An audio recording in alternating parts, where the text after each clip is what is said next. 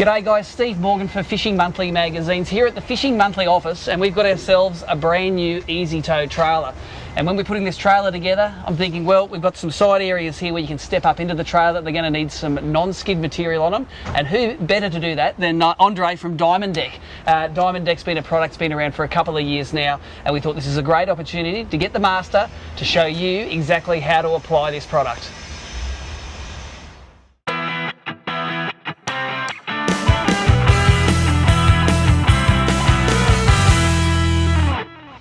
So obviously the first thing we need to do, we need to get this thing measured, and I don't want the Diamond Deck on these curved surfaces because I'm never going to step there. Okay. Let's measure this guy up and find out what size we're going to need. It wouldn't be a problem if you wanted to go on that sort of curvature, but we'll look at an area of the main area that we'll be standing on.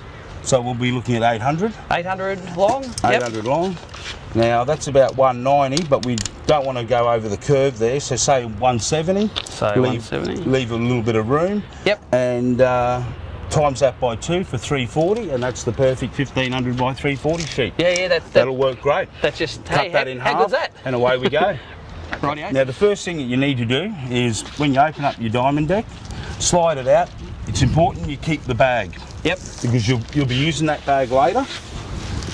And the great thing about this bag later on, you can lay it down and mark out areas and cut it on your Diamond Deck if you'd like to do that. So you can use it to check your measurements. Check your measurements, and for areas, perfect for That's that. right. So if you get these crazy little sizes here, like these little triangles. Absolutely. This is a good way to check your math. You get your little triangle, you lay your bag down, mark it with a felt tip, there's your stencil ready to cut it. So don't throw the bag out, perfect. Awesome. Okay, so we're going to measure that now. We decided on 800. Yep, 800 long. 800 long. Oh, wait, at the end. Okay, perfect, 800. So we can just mark it at the top. If you want, it's always best to cut it through the top, not the underside. Because what you'll have is, if you're cutting it from the bottom here, you'll be forcing the adhesive down into the EVA, so you always want to cut it cleanly from the top. Absolutely. Too easy. And the other thing is, I suppose, because it's a grid here, correct, if you measure one thing across, well, I've got a mark along here now that we can cut. So let's get this sucker cut in half, eh? All right then, so we'll just go perfectly. Well, let's just go straight down that line. Straight down there, yeah. Straight down the line. Perfect. Yep. There we go. And there you go. There's our mark. Now when you're going to cut your Diamond Deck, the important thing is to make sure that you're holding this ruler steady. That's one of the important things. If you're not holding that firm, this is what's going to happen. You're going to be cutting it, the ruler is going to be going down as you're cutting it. So hold the ruler firm.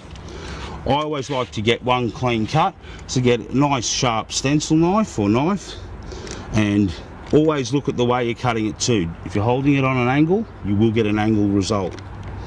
So perfectly just straight down. That's pretty easy, isn't it? Like through butter, yep. Perfectly, absolutely.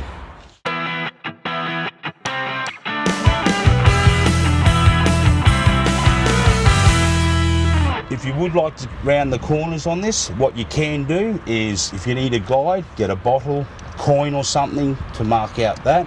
But it's very easy just to cut yourself a round corner, like that, away you go. So Andre, we've done an expert job of cutting the Diamond Deck.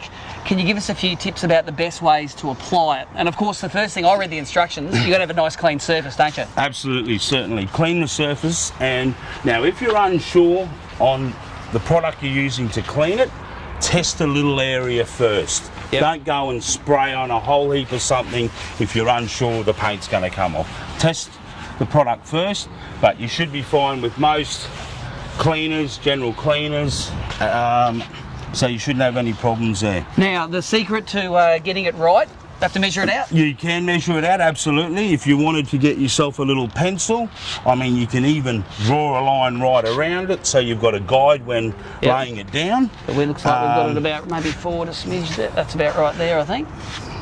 So yeah, when you're happy with it, you can draw yourself a little key line.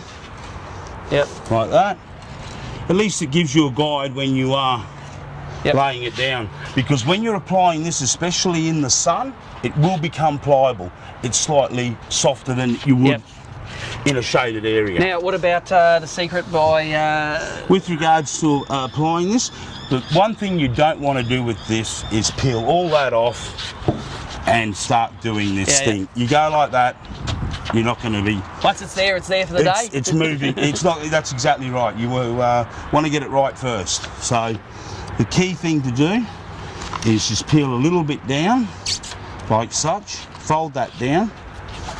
Now it's important. And this is where your key lines come in here. Yep. So once you've got that lined up, now, even though you've got that little bit there like that, I can guarantee if you pull all that piece of paper off the backing sheet and go to lay it down, it's going to go off skew with. So the key thing is just a few inches like that. You want me to rub this down as we go? No, well, you can, but if you're doing this by yourself, Yep. which is a DIY, you've laid that down, see? I'm making sure that's straight, and then A little bit at a a time. little bit at a time. Yep. So that you're only doing probably, what, 15 centimetres at a time here? Absolutely. And see, and then again, Make sure it's straight. make sure it's straight. And with that folded underneath the backing sheet, it's holding it up here, making sure that's straight. Yep. That's right, there's that little curve in the backing sheet that's Absolutely, keeping it up. it's keeping it up. That's Yep. right. There you go. Get it to that point. I reckon that any home handyman can have a go at this, and even if you're not that handy, this isn't a difficult process. I'll tell you what, once you start doing this and cutting it and applying it, that's when the fun starts. You'll do the whole rest of the trailer then. I have seen guys that have got this across all of their boats. Oh, So there you go. And Perfect. that's how easy it is. Now, just finally, before you let me loose and doing the rest of this trailer, what about care and maintenance tips? So I'm going to be dunking this in and out of the salt water. How do I keep it clean and keep it Look, good? I mean, you can hose it down with a gurney. You can use a scouring pad on it. No problems there at all. But if you are using high pressure, don't go in too close. Same as you wouldn't on your car, paint on your car. So, yeah, but I've got plenty of cleaning tips and videos also on the website. So tell us where the website is where you can go and find out the ideal piece of Diamond Deck for your boat. World Wide Web, diamonddeck.com.au, and go to the where to buy link, type in your postcode and find a local independent stockist. There you go. So Andre's given me the hints. I'm now going to get let loose on the Fishing Monthly trailer, and I'm going to Diamond Deck the absolute bejesus out of this. Absolutely. So thanks for coming around, Andre. No and, problems. Great product. Excellent, thank you.